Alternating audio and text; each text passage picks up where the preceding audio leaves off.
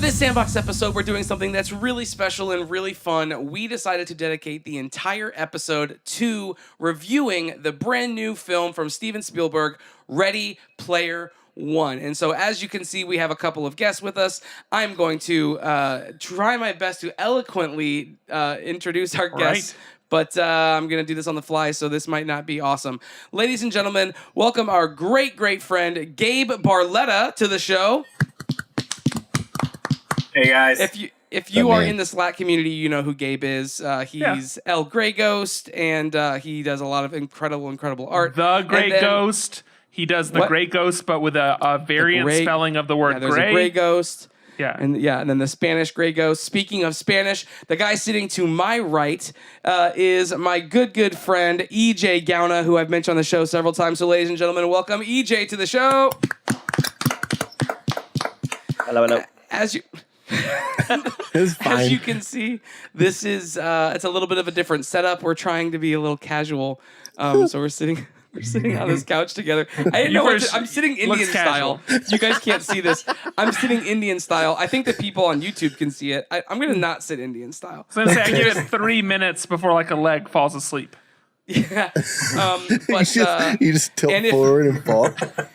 And if you're JC Richard, I'm going to give you 3 minutes before your whole body falls asleep. But we are going to, like I said, give the entire episode to reviewing the Ernest Cline book, now made epic blockbuster by Steven Spielberg, Ready Player One. And so I don't know the best way to intro this, Luke. How should we do this? Well, give a synopsis. Let's talk about the story. The story is the story of a boy named Wade Watts, who lives in Columbus, Ohio, technically from the movie is what, if we're talking about the movie.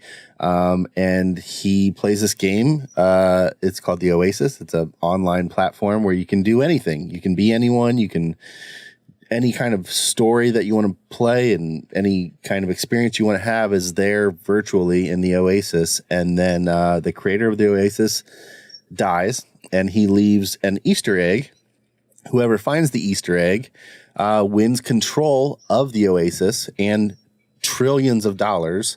And it's the story of him trying to find that Easter egg, and he's up against a corporation called IOI that is trying to win control for themselves to be able to, monetize and sell advertising and kind of make it the corporate thing that just makes tons of money. And it's him and his friends trying to keep it free and fun.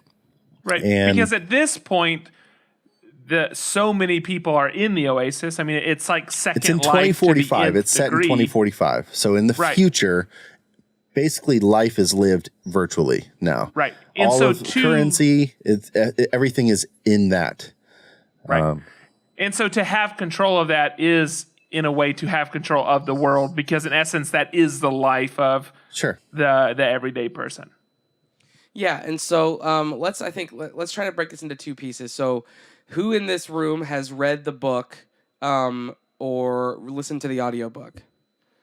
Okay, so 4 out of the 5 of us. This was let me go and say this now. This was very difficult to not read the book. Sure. But I knew that I would be the only one. Given your propensity toward reading every possible thing about a movie before you see it, it's not that at all. It's because I'm genuinely that interested in it. So I will be reading it as soon as we're through with this. Okay. But I kept myself pure. Okay, that's amazing for you. That's the best. Let's not gloss over that. Patrick is the person that will read everything about every movie and compare it to the real life events. If it was based on a true story or based on a book, he will read into the book of kind of where it came from. So he is informed when he goes to the movie, and you chose not to for this. So I think that's huge. Nothing. I only knew what the Dreamer trailer told me and trailer 1 told me. Okay. That's all I knew walking in. So, 4 of the 5 of us have read the book. I think that's going to gravely give put the perspective or put the glasses on. Sure.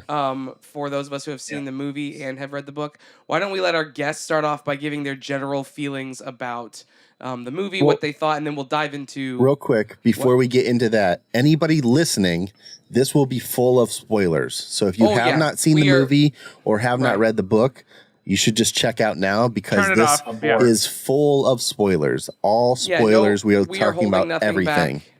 So right. Nothing we is know sacred. the movie just came out. It's only a week old, but the story has been out for a long time. So this is all spoilers. If you want to be surprised, turn it off now. Way to be thorough, Luke. That's good. Yeah, that is good. All right, so EJ, why don't you kick us off just giving your thoughts about the book and what intrigued you about the book and what you liked about that, and then your feelings about the movie. Yeah, so listening to the book, I loved the 80s nostalgia, right? That was present throughout the story. The movies, the video games, the pop culture references, like all of that. Really, really enjoyed that. Really enjoyed like the epic kind of journey that he was on, that Parzival was on throughout the movie. And so going in, I was kind of expecting a Goonies meets Willy Wonka meets The Wizard. You remember that movie with Fred Savage? Yeah, Kevin Arnold, right? Yeah. And so I was kind of wanting like that to kind of come together, and all of those have kind of that epic journey, right, that the character's on. And just I walked out of the theater pretty disappointed by the film. Like I didn't feel like they had that journey. It was kind of just thrown at you, and there was little nostalgia. Like there was hardly any of the 80s. And so like I really enjoy that time like that we're in right now, right, as a culture. Like the 80s, like it's in the music that's on like Top 40 radio right now. It's in other movies, it's in other art. It's like big right now. And so that was just missing. And so that was like a big miss for me, I think. Yeah, and I think we'll revisit that thought in more detail in a bit. Gabe, tell us your general feelings about the book and then the movie. So I had also heard the audiobook with Will Wheaton. Wheaton. I can't say his name without saying that, by the way. Will Wheaton. But yeah, it's tough. Like going in, you have these expectations because the book does have an epicness to it. There's a lot of moments within that book that you understand the scale that Klein kind of put together, and so when going into the movie, I had kind of like these moments in the book that I'm like, man, I really hope that gets fleshed out, but at the same time, I have to temper my expectations, knowing that it is a film adaptation. This book is really dense, and for someone to condense that into I don't know what the runtime is on this, like It was 2 hours and 35 minutes. Yeah, so a 2.5 hour movie, it's really tough to condense. 2 hours and 20 minutes. I mean, if we're Nope. going to be exact, It's 1 hour and 50 or 155 minutes. well then IMDb needs to update their page because it's 220 on their page. Yeah, it says 220. There we go. I'm telling you what the Alamo Drafthouse said. We looked when we walked up to it last night at 10:20, and we saw it said runtime 155 minutes. We all turned around and went back and went to the bathroom. Andrew takes a stopwatch to every film that we watch. And so. go. All right, so Luke, why don't you? So actually, I'll do this. I'll say my piece to it because you introduced me to this book. Gosh, forever ago. I talked about it on the podcast, I think, at least a year and a half ago. Oh, dude, it was longer than that ago. Because what happened, I think, you had a copy of Ready Player One that you had already read years ago. And then Loot Crate, right when you got Loot Crate, one of the first Loot Crates was an 80s nostalgia pack. Yep. And you gave me the book knowing that Patrick couldn't read. And so you gave me that book. And so I've had that book on my shelf for years now. 3 years probably. And I hadn't ever read it because who has time to read, right? Right. But then when the movie came out, when the movie was coming out, got re-engaged in it. And then I listened to the Audible version, which is Will Wheaton. And for the same reasons that these guys have both said, it's a really rich, immersive story. Lots of feels happening because all the things they're mentioning are things that I grew up with, things that I loved, and things that get me excited. So I can picture this book a lot more than maybe some other books. Sure. Because there's so much reference material that I am already well versed in that it made me really, really excited. Obviously, based on the trailers, I knew the movie was going to be different, and so I tried going in with an open mind, knowing that it was going to be different. There was going to be some artistic freedoms. My feeling was much like EJ's. I walked out of there disappointed, feeling like it missed the mark on so many different things, and we'll dialogue about that in a bit. But that was where I was at. Cool. Who's next? Sounds like you are next. Oh, okay. So yeah, I mean, so I've had history with this story. I've read it, actually physical copy once, and I've listened to the audiobook 3 times now. And I love this story. I mean, just for everything you just said, Andrew, it hits all of this nostalgia. And it's just a good adventure story, just in general. It's not it's kind of youth fictioning. It's not written like super intelligent. You don't have to, it's not a hard barrier of entry. It's not a lot of, big words or anything, it's pretty much just a linear story of just this kid. But I love everything about it. It's got ups and downs. It's got, sadness. It's got love. It has, despair. It has these points where you don't know actually what's going to happen. You really don't know. And going into this movie, knowing how much is mentioned in the book, I knew that the biggest problem for this movie was going to be licensing. And I think picking Spielberg, I think I said this on the show, and I think I've said this to you guys, I think he was probably the best person to tackle this just because of the relationships that he has through his years of everything he's done. He's touched a lot of the stuff that was in that book, but not enough. Or they didn't have enough budget, because I think... Or just the artistic version of it, he didn't want to. Maybe I have a thought for why that happened, but keep going. So the movie, if I stop my brain at the story that I know, and I go into the movie as just this movie, it still doesn't hold up for me. Like it was a throw nostalgia at you and kind of give you everything. And there was no cliffhanger moment. There was no moment of like, what's going to happen? Because everything was overcome pretty easy. Like there was no point. And so if I go back into the story, I go, man, if they would have just hit this or this or this, it would have made that story so much better in the movie. And hearing that it's 2.5 hours long, you had time. Like why didn't you? So the story is great. Read the book. The movie is fun. The movie is definitely fun, visually entertaining. It looks incredible. Some of the effects, like the effects of not Sararak, that's the bad guy. What's Halliday's avatar's name? Amarak. Anorak. It's Anorak. Yeah. Sararak is the bad guy that was the first key in the book. But that's different in the movie. But the effect that they had of kind of like the pixels kind of moving on him was so cool. And it reminded me of like the hologram from Black Panther, where they showed the hologram in the made hands. up of like the particles. Yeah, and it had like all the moving, at the behind the heads. And it's the same kind of effect, and it's like really popular right now, and I love that effect. The movie is visually stunning. It was funny. There was funny parts. You really got a sense. I felt like all the characters from the book were translated pretty well. Like it felt like those same characters. It just, they didn't do the same things. And so that's the problem I had. I thought Sereno was great. His portrayal was I can't wait to dialogue about that. bad.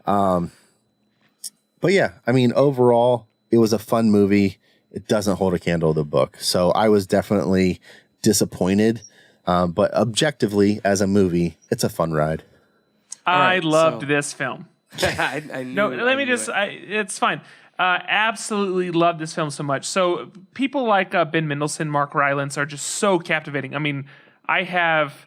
It is easy for me to say I think Mark Rylance is one of the greatest actors alive today. And so he's one of those people that when he's on screen, I'm sucked in. You have me. Who is that guy? What character does he play? He's who plays Interac in Halliday. Yes. You liked him?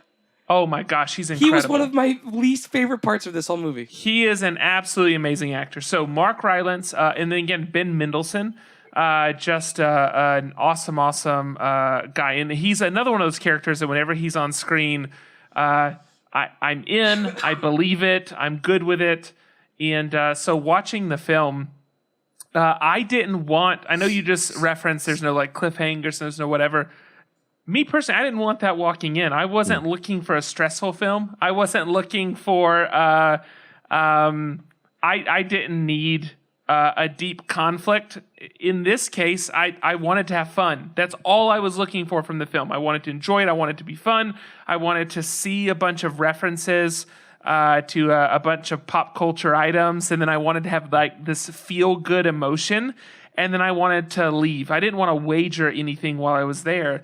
And that's exactly what I got from it. I mean, it ended up hitting all those notes. It was just a best case scenario of a viewing experience. I was worried that it was going to be boring, or I was worried that it was I was going to feel by not reading the book that somehow I was going to feel left out of the fun that was happening or something like that. It turns out because you guys read it, you guys were left out because it was nothing like the book. Right, that's what I'm saying. So for me, I ended up getting exactly what I wanted from it. I didn't have to worry about did I or did I not follow this thread or pay homage to this thing.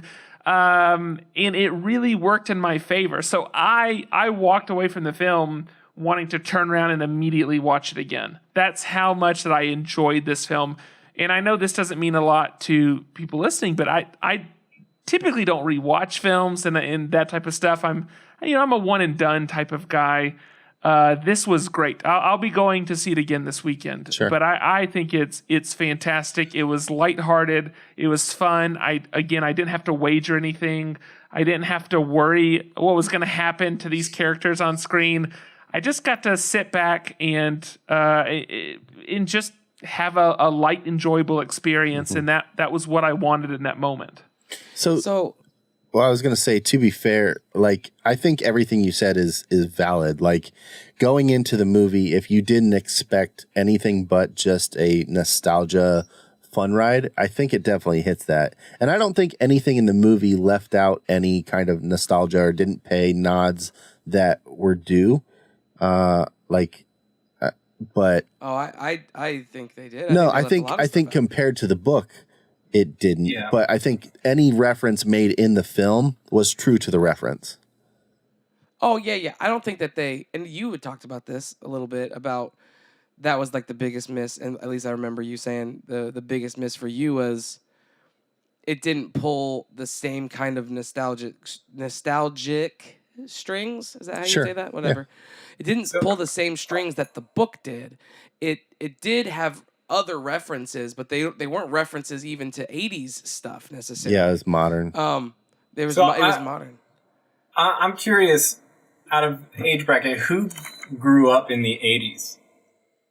I was born in 87, so that doesn't count. Yeah, I was born in 88, so I didn't grow up in the 80s. Obviously, I was influenced by this stuff. Right, I'm privy to all the things that happened, but my brothers grew up in the 80s, and so I kind of got hand-me-down memories. But I was 87. We were 6 in the 80s. That's I was 82, so I was 8 at the end of it. Right. So yeah, I mean, I guess in saying that, it's almost like having to understand what Spielberg had to accomplish, because I'm sure you had to not only hit the generation that Klein kind of wrote for, but also introduce it and obviously as a movie kind of like hit those notes of like, okay, we need to cover our bases and really capture multiple generations. And that's where I think the movie, in a sense, suffered compared to the book and in light of the book when you try to use that as a Well, as you know, us. yeah, it was it was marketing to make the movie more marketable to a broader audience, and I totally understand it. I get that. That was the plight of Spielberg going into this one. Like so, the Ninja Turtles get a cameo, but it was the Michael Bay Ninja Turtles, not even like the '80s Turtles. Yeah, but Like, they had he's absolute- handcuffed on that, right? Like he doesn't have a choice. No, why? Why not? This But, is a This is a Warner Brothers movie. Yeah, but It's I not have even to like- believe he's at the mercy of the people that are allowing him the license. If that's yeah, how they want to present it, read- that's how they want to present it. maybe, but the Ninja Turtles are presented in every version. Even today, they show them in every version. I understand. I know, understand and what I you're thought that too. I mean, don't get me wrong. I had the feeling like when that happened, even I don't care about the turtles to the level that you do, right? It's no, I don't know that anybody on this call does. But, saying. EJ's pretty close. okay, even I had like I a like little turtles. dip in. Thank you. I like turtles. I had a little dip in my spirit that it was the Michael Bay Turtles, and it wasn't. You know, I had the same type of thing, but my immediate reaction is I still felt impressed by how many properties we were being shown. I mean, so I know you're walking. It's kind of I'm getting the vibe of it. It wasn't enough almost, or it wasn't varied enough, or it was the wrong era, or whatever. I couldn't believe they had what they did, that they were granted the licenses they were and the variety that they had and the characters we had alongside of each other. I actually walked away impressed by it. It felt cheap references though. I felt like right. There wasn't a weight to. I don't think they built out the Oasis enough like they did in the book, where all of those references had like in the way that Stranger Things pulled on those nostalgia strings in the same way, right? And like most of us grew up like we were little kids in the 80s, right? And so, but watching Stranger Things, that was one of the things that I loved the most about it was the time period that it was set in. But I think a bigger issue than just the licensing things, right, for me was the movie was called Ready Player One, which references the video game, you know, like get ready to play, right, start. But they played very little video games in the movie. Like really there was just the end where they're playing Adventure on the Atari, and other than the race sequence at the very beginning, there wasn't a lot of video game play. I thought about that, but here's what I thought. Because I agreed with you last night in like thinking deeper about it. He's saying that he changed his mind, EJ. He doesn't agree with you anymore. No, it's not that. I had to shift my perspective. They are living in a video game, so everything they're doing is a video game. Does that make sense? Yeah, but I the think way, I'm and with again, EJ. we're comparing the I think book I'm with to EJ. In the book, there are so many more references to. Sure. I mean, he played Zork for one of the challenges at the end. Joust was a Pac-Man. big part of the Copper Key. Pac-Man in the arcade land is how he got the extra life. And then at the end, he had to choose. Out of all of Halliday's games, he had to choose which console, the best console, and like. None of that is referenced. And I think it would have made it's good to hear, Patrick, that you really enjoyed it, because if I was trying to look at it, if I didn't know the story, it felt really bland to me. And I think adding some of those things would add a depth that would just make it more enjoyable. Even if you didn't know the story, it just makes it more of a interesting world, because right now it's just kind of blah. So if this helps, I can share my 3 complaints. Yeah, You want to hear do like it. my 3 low points? Yeah. Absolutely. I always want to hear when you have a bad time. So the easy one is I think Ty Sheridan is boring as Parzival. Who is that? Parzival. The first, especially the first Wade half of the Watts. film.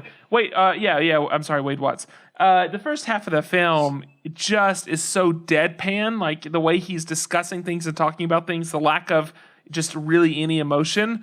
That really stood out to me. So I actually didn't like him. I forgot about it later on in the film, but it felt grating in the beginning.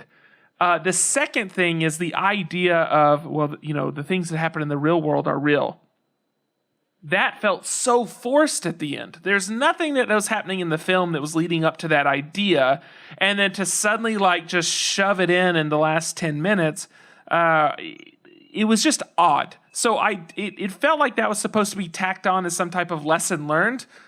It didn't feel like a lesson learned based on the things that preceded it.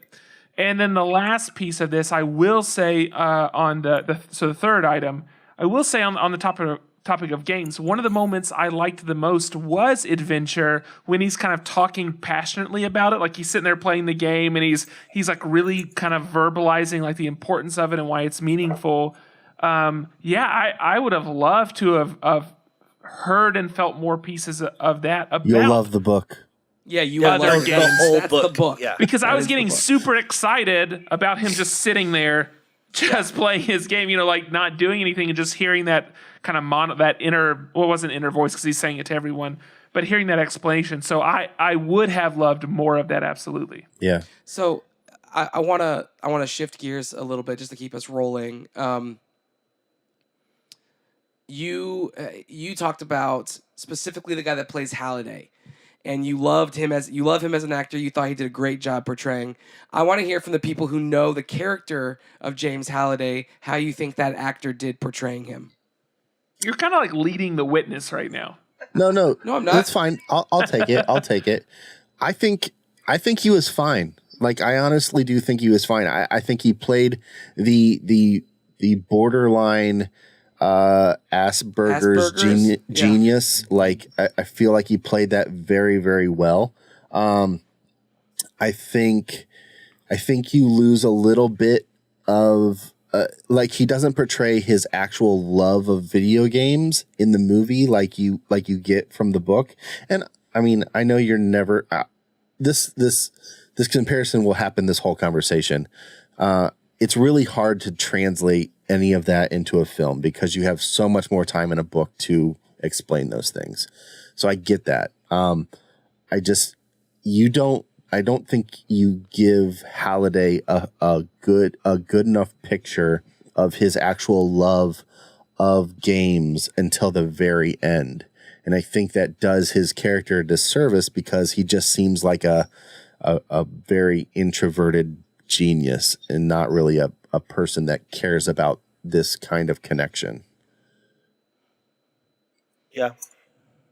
I totally agree. Yeah. We said the exact same thing today. Like, he came off like he was like autistic, right? Yeah. When I was listening to the book, I didn't picture him that way. Like, that's not the way that he was in my mind, which I feel like my takeaway from the entire film was a victim of my expectations, right? Sure. And so, like, this didn't match up, that didn't match up, like, so. Gabe. I personally, it didn't bother me as much because I feel like of all the things, like his portrayal of Anorak, or, like Halliday, it felt natural to me within that world. Like you said, more of an introverted, someone dealing with, social issues, like awkwardness, not being able to kind of deal with people in general. And then, you had Ogden kind of balancing that out. So with Simon Pegg's character. Yeah, he did awesome, I thought. Yeah, he did great. So for me, like in the book, I saw him more as a eccentric and someone that was more of like a Willy Wonka, and kind of explained more of that love of book or love of games and movies. And the problem for me, though, it wasn't so much the portrayal of the characters. It was kind of the briskness of how quick this movie went. So the topics they brought up, from, reality is what's real is best. They kind of addressed that in that one scene where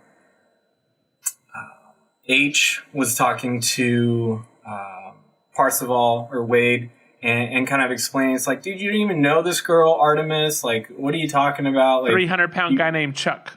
Yeah. Exactly. Yeah. They kind of brought that up, and then even at the dance at the club, he tells her that he loves her, and she kind of responds like, "You don't even know me." But then they kind of, the next scene, it's almost like, "Hey, we're hanging out on the rooftop, and we're holding hands." And so for me, the the kind of development, whether it's the story or the characters, felt really rushed. And obviously with the book, you can dive more into it. But with this movie, it felt really more like forced. Like we have to hit these different points. We have to go from A to B. And it felt really like they didn't take their time enough on a story level and on a character level. Like the character decisions felt rushed to me. So like I said, the portrayals didn't bother me as much as the actual story. Maybe that's a good way of articulating it then, and I can get on board with that. You get from the book that he is socially awkward, but he is also a bigger personality in the books than he is here. In the movie, he's much more withdrawn, much more reserved, much more. He looks like he falls somewhere on the spectrum, right? But maybe that's just because of the pacing and like you said, like it doesn't give you enough time to develop all of that stuff, and we only got enough beats of him to help progress this version of the story to the next part. So this is something I don't know. This is speculation. I'm curious what the stereotype of the nerd character would have been in the 80s as opposed to now.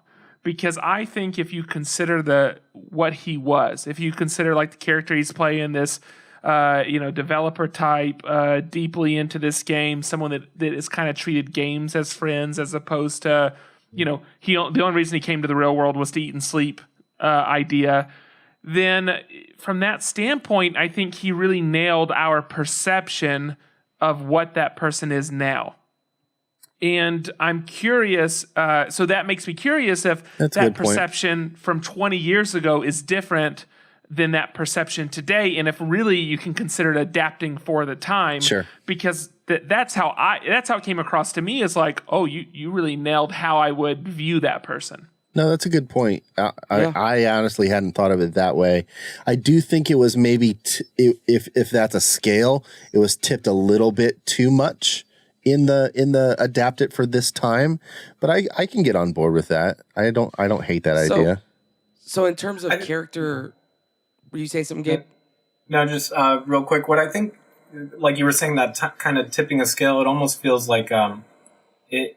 For me, yeah, they adapted, but it's almost hard to believe that this character would be fleshing this out so much for people in general when he didn't really have that kind of relationship, or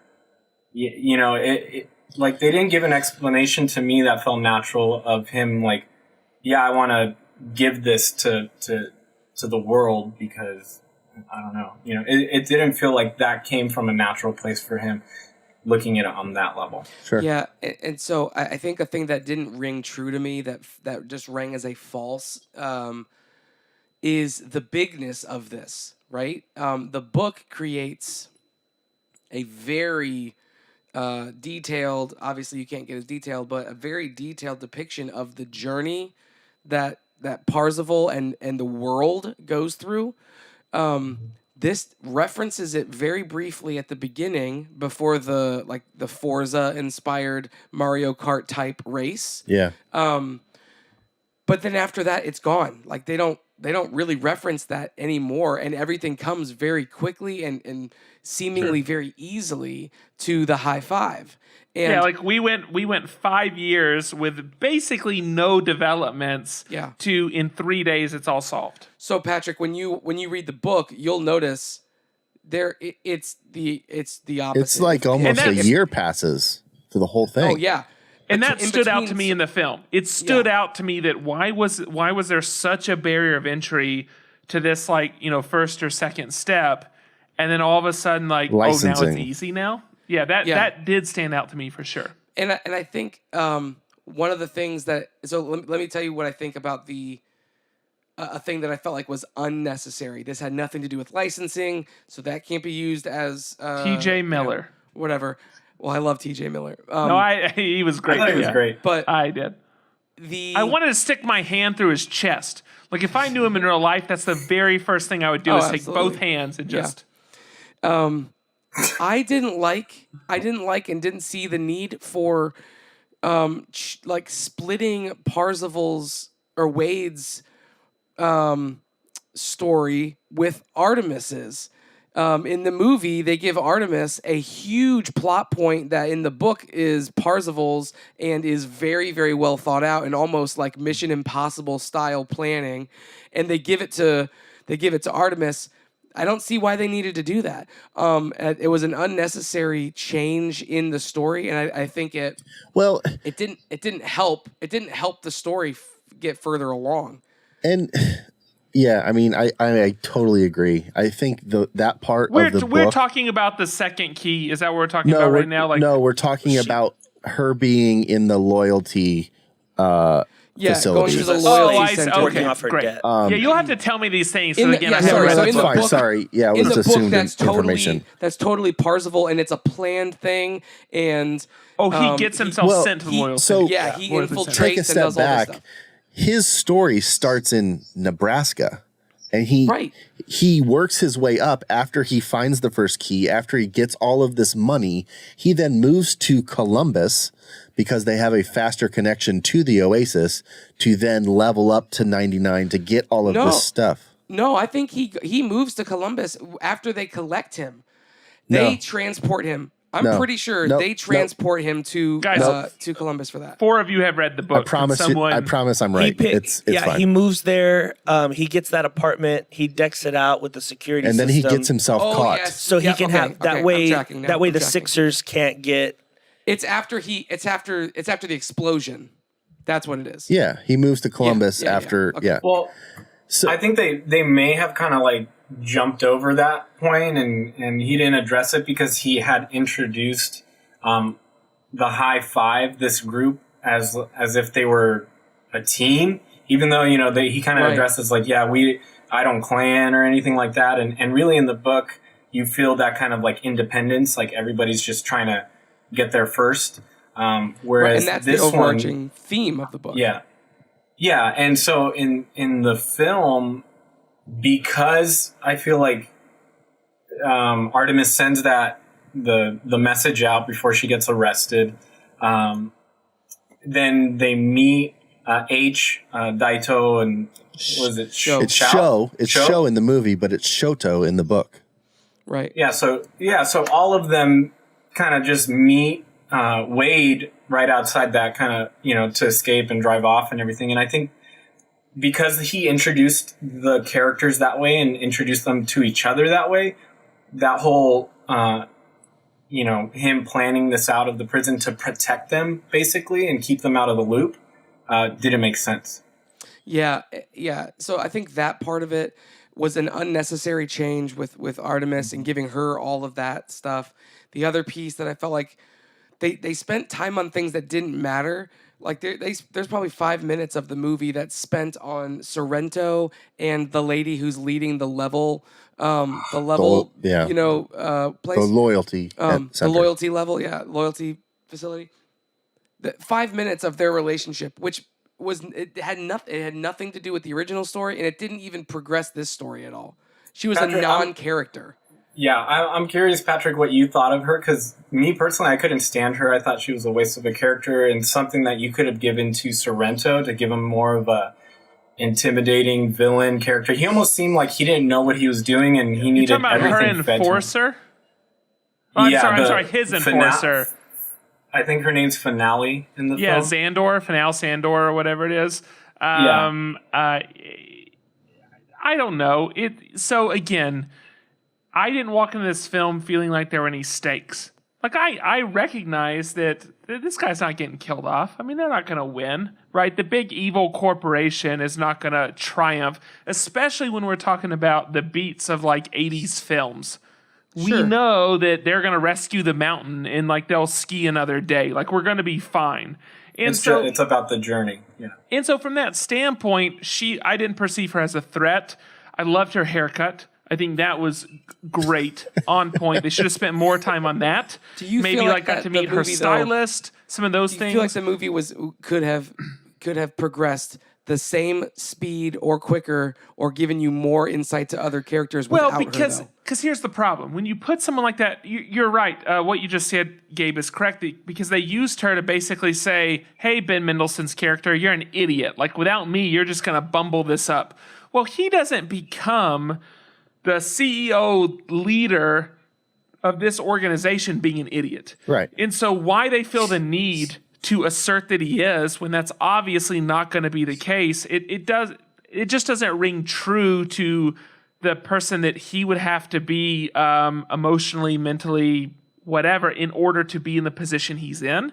And so I agree that I would have rather seen him have those, very smart, forward-thinking, whatever characteristics. I would have rather seen him hold those than someone else, and him just being used as the comic relief messed it up in the end. So, I can get on board with that, and I can agree that I would have rather got rid of her screen time and spent more time with some of the other characters we had. But again, her haircut was very good. So, Luke, you mentioned earlier that you liked how Sorrento was portrayed, and you felt like it was a good depiction from the movie or from the book. I felt like in the book he was a lot more maniacal. He was a lot more more traditionally evil. In this one, he felt like someone said, I think it was our friend over here, Gabe, said that he was essentially like the principal from the Breakfast Club. Yeah, Just the buffoonery. Yeah, the buffoonery. Yeah. So I think for the movie, I think for the movie, I like how he was portrayed. Like he was portrayed as the head of, like the CEO of a huge corporation who just he was trying to do. It was a balance of, and you see this in the book. Like you're right, you miss some of the maniacal stuff from the book, like. But in the movie, he felt like you saw this balance of him trying to balance the shareholder, or not the shareholders, but the board, and running this company and trying to find these keys. And it really felt honest as what I think that person would be doing in that role. In the book, he was way more maniacal, but I think we had more time to see. I mean, the way things actually happened in the book, you see things that he was able to do that made him led there. Yeah, exactly. That's a really good point. And so, yeah. One thing that they left out, and they hinted at it, and they kind of squashed it instantly. There's a part where Parzival and Sereno are talking in this, like, it was the part where Wade was in the hologram and it was Sereno and the board. And he says, I bet if I said yes, but my condition was they fired you, that they would do it. And he took his earpiece out and then he threatened his life or whatever. But in the book, he says that, and Sereno has in his ear, like, that the higher ups say, yeah, we'll do it. That's fine. Yeah. And that's one of my favorite parts of the book. It's one of the, like, it's one of the best parts because you don't see it guys, coming. Let's not spoil this for me, okay? I'm still going to go read the book, that's your everybody. fault. That's your fault. He told you this is a spoiler episode. But that's like one of the parts for of the movie story where that you it's realize nothing like the book. that's where you realize how bad this corporation is. It's that point where you go, oh yeah, they don't care about anybody, like not even this dude. And I think there's those little parts like that could have been thrown into the movie that they really missed adding some tension. I kind of like that though. I mean, I kind of liked it because you read the book. At least in that case, you were in on something that I wasn't in on. Sure, that's fair. And it seems like that's almost like a nice little reward for you that you kind of knew something behind that. That's exactly what I said last night. Is I feel like even though it missed the mark for me in so many different ways, I felt like I was putting the pieces of the puzzle together, that they were scattering the pieces of the puzzle around, and they were giving you piece A and piece C, but I, having read the book, understood what piece B was that would connect all that stuff. Yeah. So I thought that I would appreciate the film more than somebody who didn't have those pieces, but because you didn't know those pieces even existed, you were blissfully ignorant and just went along with the story Curse of as knowledge. they presented it. I hated Sorrento so much more in the lack of book knowledge than I did in the movie. Like, right? And like even the part where they blow up the trailers, the stacks, right? Yeah. In the movie, like there's like this period of time that passes. You're like, oh, okay, he was bluffing, and then it happens, and you're like, oh. Like I was like, In the book, you mean? In the book, Yeah. yeah, my jaw dropped because I didn't think they were really going to do it. In the movie, they kind of just pass over it, where you're like, oh yeah, that's what the drones are going to do. You know what I mean? Yeah. Throw out a couple pieces of C4 and we're done. Okay. You lose some of the suspense. Yeah. Do we have anything else we want to talk about in this instance of Sereno? Does anybody want to say anything else about Sereno? I will say this, just to echo something you said, Andrew, or I'm sorry, Luke, I think you said this. His actions rang true to me. Yeah. That's one of the reasons I liked him. Because this idea that in reality, the person that owns this, in essence, owns the world because so much of people's lives are wrapped up in the Oasis. The idea that someone would go that out of the way to gain control, employing thousands of people and the money being poured into it, yes, that makes total sense. It feels very believable. So I found him to be a very believable character. I think that, again, F. Nolly, his assistant person, I can get on board with. I would rather him also possess those traits instead of offloading them to her and then creating that tension. It just wasn't necessary. But his actions rang very true to me, yes. Yeah. So there's one other thing that really bothered me about how it was portrayed in the movie versus the book. And well, there's two things, but we'll get to one first. Is Ogden Morrow, Og. And just how in the movie you see him in these Can I speak up on Ogden real quick? Yeah, As go someone ahead. because Yeah, you're yeah, go ahead. y'all are gonna like enlighten me, and before you do that, let me just say my ignorant piece. Yeah. I was so confused about the relationship between Ogden and Halliday. Yeah. Yeah. I'm surprised you don't feel like that about a lot more things of the movie.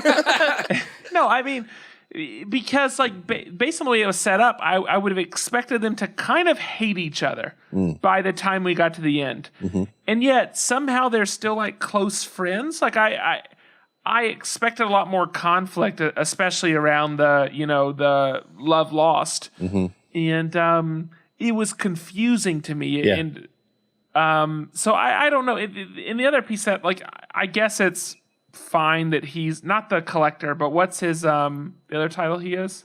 The curator? The curator. Yeah. I mean, it's fine he's the curator, but that didn't evoke anything within me. So I don't know. It seems like if I dated someone and then my best friend took her and went off and married her, and then also I cared about the purity of this thing, and my best friend is like trying to, he's trying to add these rules to it and these laws to it and contracts and all these type of things. I feel like there would be more conflict between us in the long run. Like I can only see us growing further apart. Yeah. So but in the film, that didn't. Everything you said was my problem with it. So you don't get that story at all. So like the story is so much denser than what they show in the movie, and Ogden Morrow plays a bigger part. Like the dance, the big dance in the globe, like that is his birthday party. And then you see like, that's the first time you see what somebody like him or Halliday, the power that they have in the Oasis to do whatever they want. And that comes in later. The ultimate power of controlling this world because they were creators of the world. So you see, and this plays into the other big problem I have. Wade meets Samantha, Artemis, way early in the movie. Like they meet each other. Well, in the book, it happens way later, and there's so much tension. It's at the end. Yeah, it's at the very end.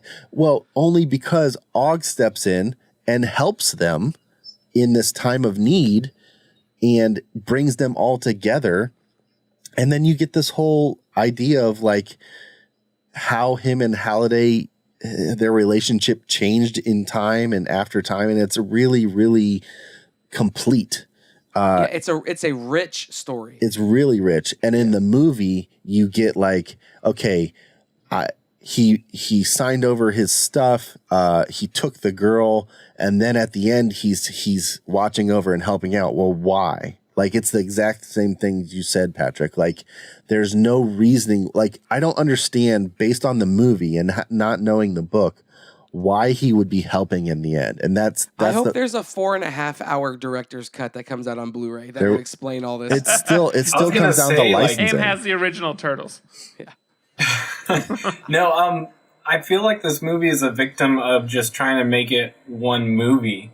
Like, I almost rather would have seen, like, this is the first of 3, you know, especially nowadays, everybody wants a franchise. But I feel like in this case, with this book, like, I would have rather have seen this first movie be the first third of the book. Each key. Yeah, the first key. Exactly. And you could have split it up like that. No. Ernest Cline wrote it. Yeah. Yeah.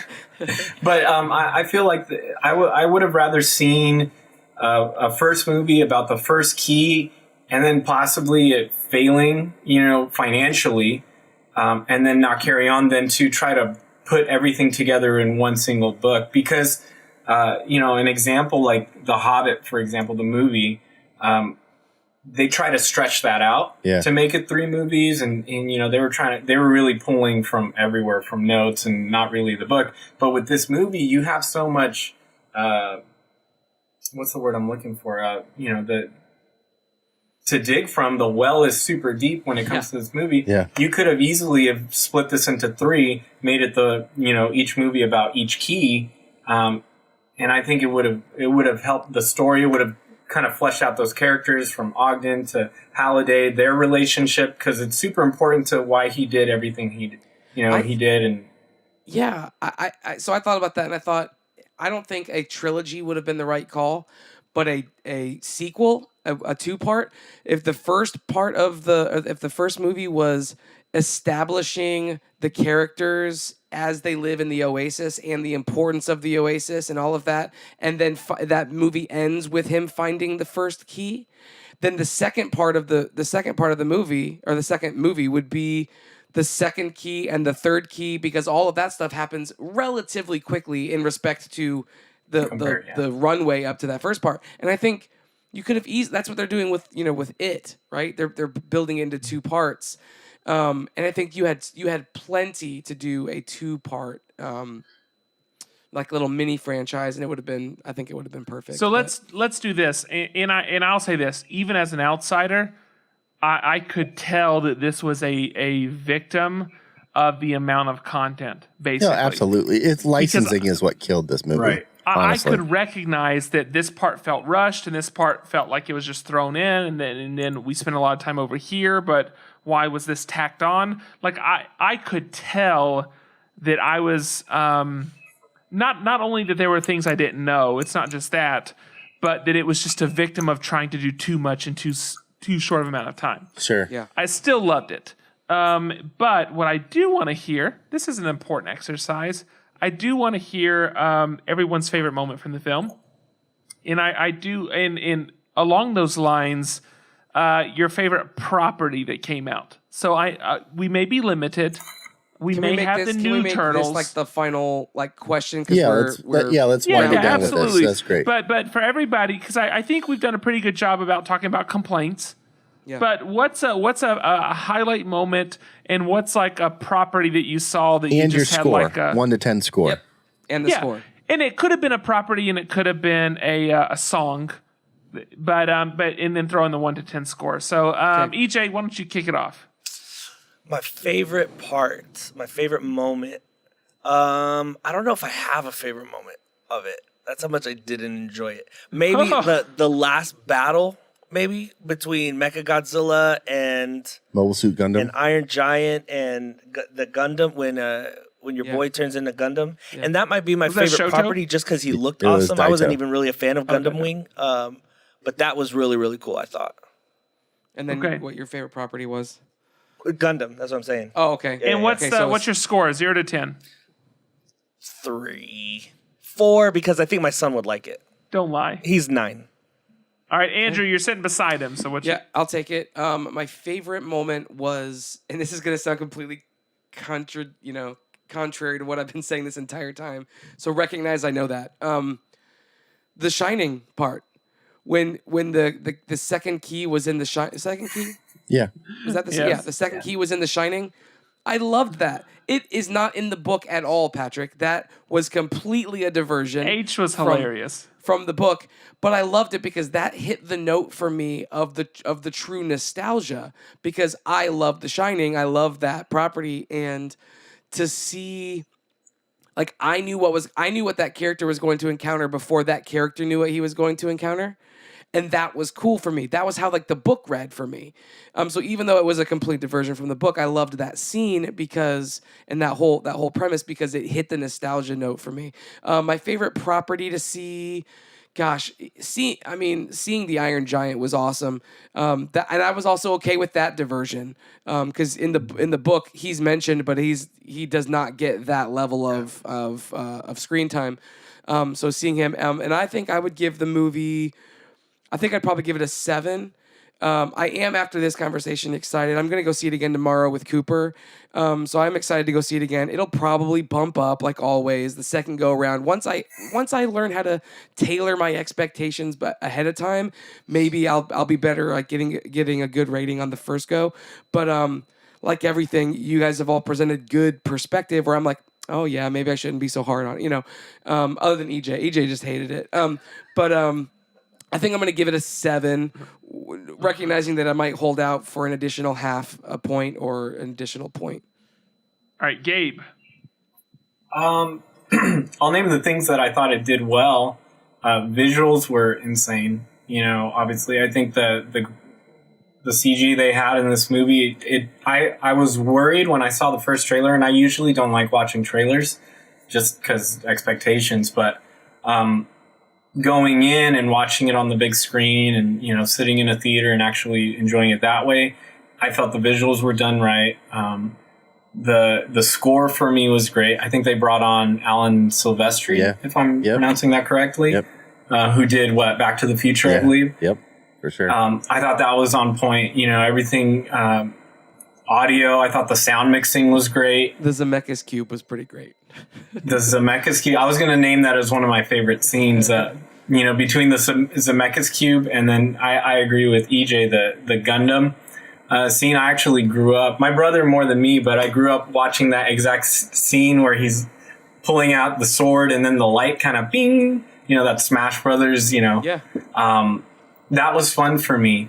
And so I thought it did that well. And, I think trying to take myself out of the perspective of compared to the book, it doesn't even hold a light. But as far as the movie itself, it was a fun ride. It was really fast. If you're going to look at it objectively like that, I thought Spielberg did a good job and try to reach different generations and just different audiences.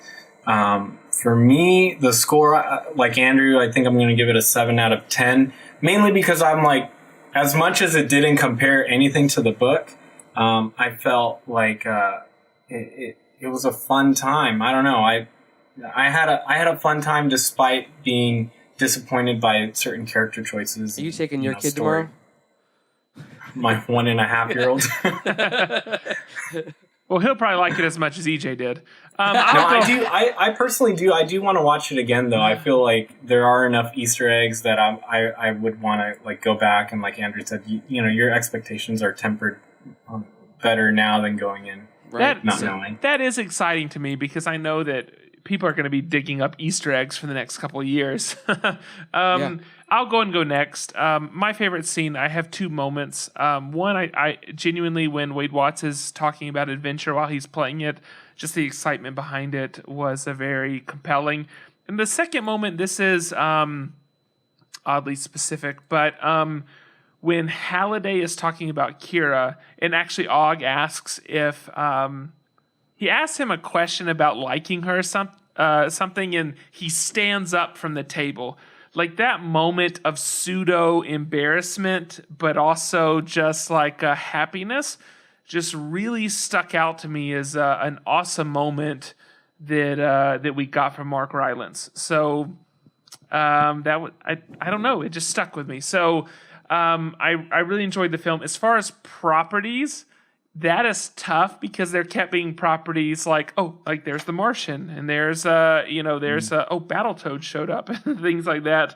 I don't know that I have a favorite property that I saw. It's one of those things I really want to watch again because I know that I missed 80% of them. Like I know that I caught like a really small amount. I did enjoy when they're driving down the road and you see the clusters of people on the sidewalk, and then they relate it to like, this is the cluster of Master Chiefs, and this is the cluster of this other group, like that was kind of cool. The four to little see. boys, and then it was the Ninja Turtles. I was excited about. Yeah, that. and then you see the other group of like 5 people, and it's just 5 Master Chiefs. I really like that moment, and so even though they're not necessarily properties I'm passionate about, I love the way they connected those. So as far as a rating, love it or hate it, guys, this is an absolute example of a 10 movie for me. I loved the film, super on board with it, can't wait to see it again. I'm just really shocked that you didn't give Lucy a 10. It makes me feel, Lucy's a negative one. It makes me feel so many feelings that I just want to feel. Like if I felt more of these feelings on like a daily basis, I would be a better human being. That's how I feel about but I the think, film. okay, so that's fine. But I think if you looked at it like, was this actually a good movie? Like, because you've talked a lot about you had no expectations going into it, and that's why you enjoyed it. But if you looked at it from a story perspective, it's really, really flat. I can't go lower. I'm not going to go lower than an 8, but my emotions are a 10. Okay, that's fair. That's fair. Okay, so for me, my favorite moment, I mean, man, I don't know. There were two. I want to say that Lena Waithe as H or Helen. H was one of my favorite characters from the book. Oh yeah, and in the movie is just so great. There's some changes. Obviously, there's no basement. There's a little bit of a hangout room in H's warehouse.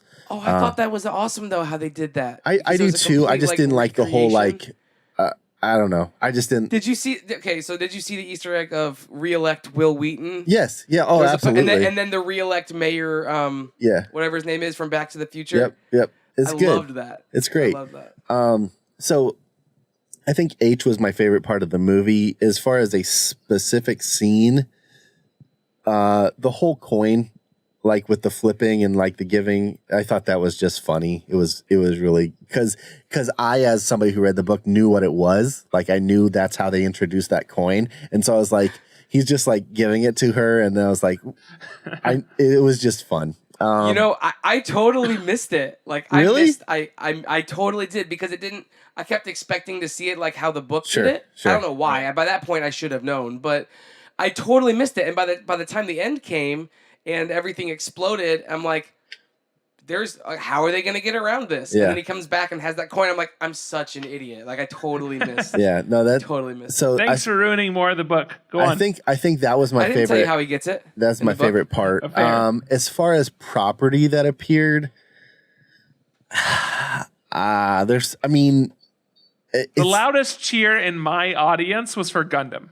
Yeah, I mean, People were clapping and cheering. So the Gundam part was so good, but I don't know, man.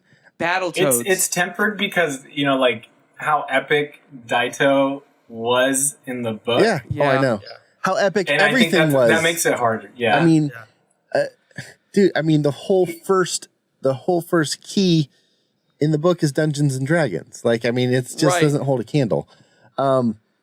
Anyway, as far as an actual property in the game that was fun to see, I thought it was a cool nod for a little bit of Overwatch to be in there. I thought that was fun. Gears of War. That's what that saw gun was from. I couldn't remember the name of it. But yeah, I would say is probably the either the Gundam or just the Overwatch nods. And then I'm going to give the movie a 5. It was, I think if I had not known the story, I can't get past it. Just in my mind, I can't get past it because I think it could have been so much better. I understand having to adapt and having to change things. And I think, honestly, I do think how they changed it because of the constraints of so much things in the book into what they actually got from the movie was very good. Like some of the changes make sense why they picked those things, but it's just still pretty flat as far as a story. It's very like, here's everything, no guessing. And that's where I am. A 5. Okay. Well, it seems like we're kind of all over the gamut for this thing, right? I mean, Yeah. Which is cool. I mean, like I'm glad that we weren't all like, yeah, it was all this or it was all that. So let us know what you think about the movie, and certainly let us know whether you read the book or not to give us a frame of reference. Go see this movie. I mean, it's Spielberg, so it's going to make a lot of money, right? Is anyone saying don't see it? No, not at all. No. But if you have not read the book, if you EJ's very quiet. But Listen, no listen. one would say that. Listen, so I read a review. I read a review this morning, right? I woke up and still hated it, and woke up just wanted to see what people were saying. And I think it was like on Ars Technica or something. They wrote, it was like they rated Spielberg's films, including Ready Player One. So I was like, okay, this is interesting. It was like number 19. It was above Hook. Yeah, I saw the list as well. weird. So Patrick, do you think that Ready Player One was better than Hook? I'm not saying that, but it Okay, did good. strike Okay, we me can as be- we're strange friends that still. Post was in the top 10. The Post was in the top 10, and it was a bit strange for me. Like, I haven't done a deep dive, but I did see it. Yeah. Yeah. That's okay. brilliant. So As long as we're on the same page. let us know. But if you haven't read the book, go see the movie first. Go watch it. Yeah, Go see the movie. I think you'll enjoy the movie better that way. And if then you're you'll have something listening to and you look- haven't, why are you listening? That's true. And then You could push play on the That's for audiobook Doc, and watch the movie because Doc is the one simultaneously and get person that will both be of the listening. experiences. that's true. Yeah. I think if you do it in that order, you'll have something to look forward to in the book. Like Yeah. Patrick, I'm a little jealous that you got to go into it. You got to experience it the way that you did, and now you get to experience the book, which will be a whole new. It'll put some of the pieces together. It'll reorganize some of the pieces, and it'll just be so much better for you that way. Can I This has ask been a one? long. Can I ask one more thing? Has anybody besides Andrew read Armada yet? Gabe has. Yeah. Okay, so I think it would have been easier to make that movie instead of Ready Player One. Absolutely. Oh, absolutely. That's what they should have one done. Story.